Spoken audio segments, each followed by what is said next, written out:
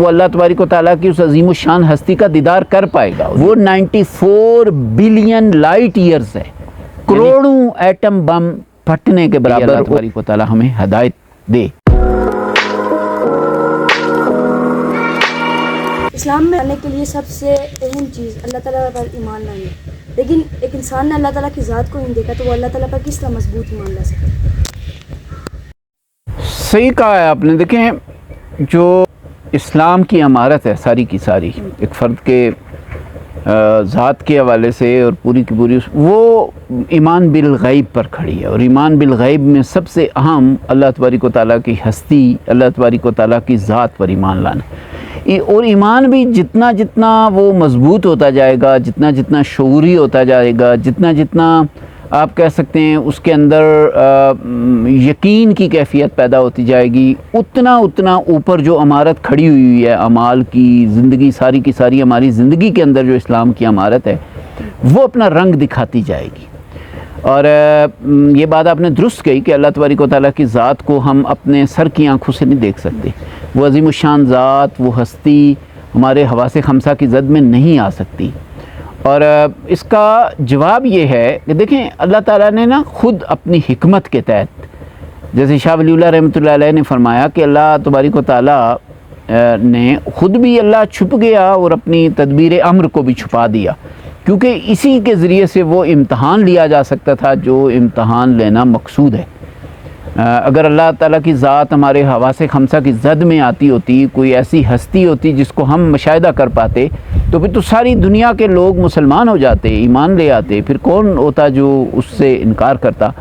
لیکن دنیا کے سارے معاملات کو اور اپنی تدبیر امر کو اس نے بظاہر اسباب کے پردے میں چھپا دیا. یعنی ہمیں چیزیں ہوتی ہوئی نظر آتی ہیں اور ذرا سی ڈیپتھ کے ساتھ, ذرا سے درست اینگل کے ساتھ, جسے ہم ہدایت کہہ سکتے ہیں, جب ہم چیزوں کو دیکھتے ہیں تو پیچھے خدا کی ذات نظر آتی ہے.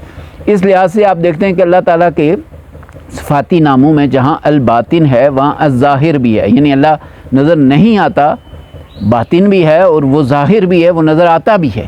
اور نہیں نظر آتا ان دی سینس, جیسے میں نے کہا کہ اللہ تبارک و تعالیٰ نے ہمارے اس دماغ کو ڈیزائن اس طرح کیا. یہ ایک سپر کمپیوٹر ہے, آپ کہیں کہ اس کی ایک کیپیسٹی ہے, اور اس میں خود ہی نہیں رکھی ہے کہ ہم اس کی ذات کو دیکھ سکیں. اور ہم جو ہے وہ قیامت کے دن آخرت میں اپنے موت کے بعد کی زندگی میں جو کوئی خوش قسمت ہوگا, جو صاحب ایمان ہوگا, جس کو اللہ کی رضا حاصل ہوگی, تو وہ اللہ تبارک و تعالیٰ کی اس عظیم الشان ہستی کا دیدار کر پائے گا, اور یہ تو بڑی خوش قسمتی ہوگی. مگر اس دنیا میں ممکن نہیں ہے. اب اللہ تبارک و تعالیٰ کی ذات کو کس طریقے سے اس طرح دیکھا جائے, نہ دیکھتے ہوئے دیکھا جائے, یعنی ہم دیکھ نہیں سکتے اور پھر بھی دیکھا جائے. تو جب ہم قرآن و سنت کی طرف رجوع کرتے ہیں تو یہ سوال اتنا مشکل نہیں رہتا. بظاہر تو یہ بڑا مشکل سوال ہے, لیکن جب ہم قرآن حکیم کی طرف رجوع کرتے ہیں تو قرآن حکیم میں اللہ تبارک و تعالیٰ کو جو دیکھنے کا ذریعہ بتایا گیا ہے, جو راستہ بتایا گیا ہے, وہ یہ ہے کہ ہم اس کی ذات کو آفاق و انفس میں پھیلی ہوئی نشانیوں کے ذریعے سے دیکھیں. مثلا جیسے قرآن حکیم میں ارشاد ہوتا ہے, اعوذ باللہ من الشیطان الرجیم, بسم اللہ الرحمن الرحیم, افلا ینظرون الی الابل کیف خلقت والی السماء کیف رفعت والی الجبال کیف نصبت والی الارض کیف سطحت. دیکھیں, یہ ہے کہ اونٹ کی تخلیق ہے, آسمانوں کو بلند کرنا ہے, زمین کو بچھانا ہے, یا پہاڑوں کی نصب کیا جانا ہے. اس میں اللہ کی ذات کو دیکھیں. اسی طرح سورہ آل عمران میں آتا ہے کہ یہ جو دن اور رات بدلتے ہیں, اور جو یہ زمین اور آسمانوں کی ساخت ہے, اس میں سمجھدار لوگوں کے لیے نشانیاں ہیں. اور آگے چل کے اللہ تبارک و تعالیٰ ارشاد فرماتے ہیں کہ یہ لوگ غور و فکر کرتے ہیں اللہ کی ان تخلیقات میں, اللہ کے اس لاجواب اور بے مثال نظام میں, اور کہتے ہیں کہ ربنا ما خلقت ھذا باطلا سبحانک فقنا عذاب النار. یعنی وہ یہ کہتے ہیں کہ اے اللہ, تو نے یہ ساری چیزیں عبث پیدا نہیں کی, فضول پیدا نہیں کی, اور تیری ذات اس سے پاک ہے کہ کوئی عبث کام کرے, اور بس ہمیں آگ سے بچا لینا. وہ یہ دعا کرتے ہیں چونکہ وہ سمجھدار لوگ ہیں, بشعور لوگ ہیں, وہ ہدایت کی آنکھ سے دیکھتے ہیں, وہ دنیا کو درست اینگل سے اس کا مشاہدہ کرتے ہیں. اللہ تبارک و تعالیٰ کی ذات کو دیکھنا ہو تو ہمارے اندر بہت سی نشانیاں, دیکھیے ہماری اس باہر کائنات میں بہت سی آیات پھیلی ہوئی ہیں. اگر ہم زمین کو دیکھتے ہیں تو یہ زمین اس وقت بھی، اس لمحے، ایک سیکنڈ کے اندر، ایک سیکنڈ کتنا سا ہوتا ہے کہ سوئی نے ٹک کی اور سیکنڈ تو گزر گیا، ایک سیکنڈ میں 30 کلومیٹر بھاگتی ہے، 29-30 کلومیٹر بھاگتی ہے، اور 30 کلومیٹر کو تھوڑا سا فاصلہ ہے، اور پھر نظام شمسی اس زمین کو لیے ہوئے 200 کلومیٹر ایک سیکنڈ میں بھاگتا ہے۔ بہت ہی بڑا، آپ کہیں کہ ایک بڑی، آپ تصور نہیں کر سکتے اس رفتار کا۔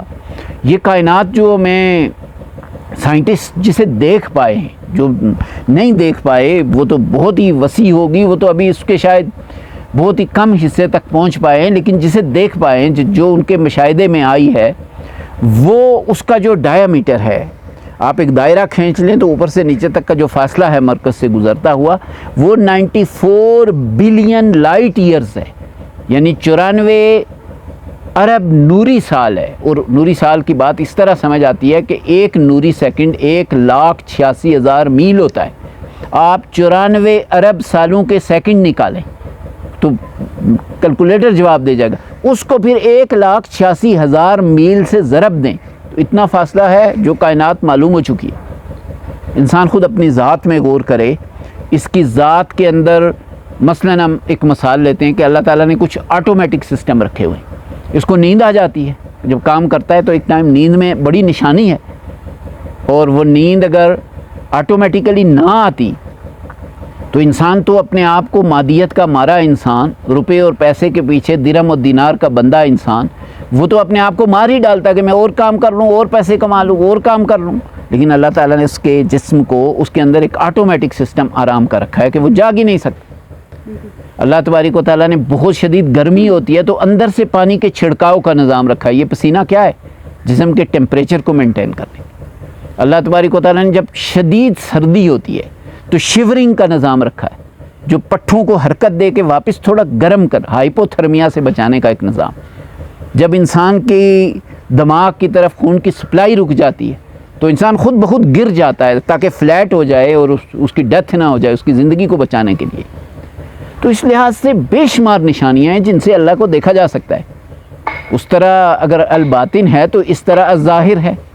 اب ہدایت کی آنکھ نصیب ہو تو یہ سارا کیا جا سکتا ہے۔ میں آپ کو ایک آخری مثال دیتا ہوں، مثلاً ایک پتے کو لیجئے، ان سبز پتوں کو لیجئے، کہ یہ اگر ناموجود ہوتے تو دنیا میں کسی طرح کی خوراک نہیں بن سکتی تھی۔ یہ فوڈ کی واحد فیکٹری ہے جو آپ کو پھل بھی دیتی ہے، اناج بھی دیتی ہے، اسی کے ذریعے انڈائریکٹلی آپ کو انڈا بھی ملتا ہے، گوشت بھی ملتا ہے، دودھ بھی ملتا ہے۔ یہ پتے سورج کی روشنی کو ٹریپ کرنے کی صلاحیت رکھتے ہیں، ان کے اندر کلوروفل ہے، یہ ایک پروسیس کرتے ہیں جس کے ذریعے سے خوراک تیار ہوتی ہے، جو کبھی جڑ کے اندر مولی ہے، گاجر ہے، پیاز ہے، لہسن ہے، شلجم ہے، اس شکل میں اس کو سٹور کرتی ہے، اور کبھی اس کو فروٹ کی شکل میں، سیب ہے، آپ کہیں ناشپتی ہے، آم ہے، اور سبزی کی شکل میں، جیسے آپ کھاتے ہیں، ٹماٹر استعمال کرتے ہیں، آلو اور بے شمار چیزیں، اور کبھی وہ اسے دانوں کی شکل میں، یہ سنہری دانے جو گندم ہے، پورے پنجاب کے بڑے میدان بھرے ہوئے، یہ سنہری دانوں کی شکل میں محفوظ کرتی ہے۔ انہی دانوں کو ہم روٹیاں کھاتے ہیں، انہی کو مرغی کھاتی ہے اور ہمیں انڈا دیتی ہے۔ یہ اس چارے کو، اس سبز پتے کو، یہ اس بنائی ہوئی خوراک کو گائے کھاتی ہے، بھینس کھاتی ہے، بکری کھاتی ہے تو دودھ دیتی ہے، وہیں سے ہم گوشت حاصل کرتے ہیں۔ گویا یہ سبز پتا نہ ہو تو ڈیتھ، ختم، زندگی کو خوراک نہ ملے، خوراک تو دور کی بات ہے، آکسیجن نہ ملے، یہ بھی ہمیں سبز پتے کے ذریعے سے ملتی ہے۔ یہ سبز پتا ہی ہماری زندگی ہے، اور کیا خوبصورت یہ فیکٹری ہے چھوٹی سی جو قدرت، اس کا متبادل کوئی ساری دنیا کی جو سائنٹیفک جو مطلب جد و جہد ہے وہ نہیں پیش کر سکتی، اور نہ ممکن ہی نہیں۔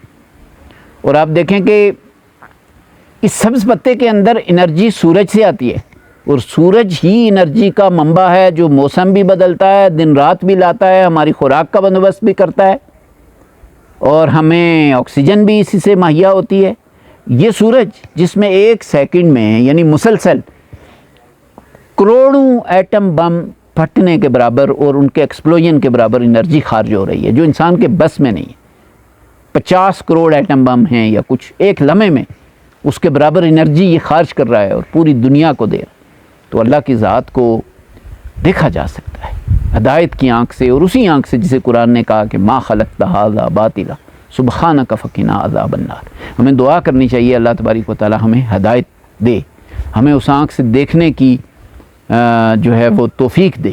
اس سے انشاءاللہ ہماری زندگی بدل جائے گی، اور اس کے اوپر اسلام کی ایک مضبوط عمارت کھڑی ہوگی، اور ایمان باللہ کے ساتھ باقی ایمانیات بھی چونکہ اس سے متعلق ہیں تو وہ بھی اسی سے جنم لیتی اور مضبوط ہوتی، اور ایک اچھا عقیدہ اور اوپر عمل کا درخت پھلتا پھولتا ہے۔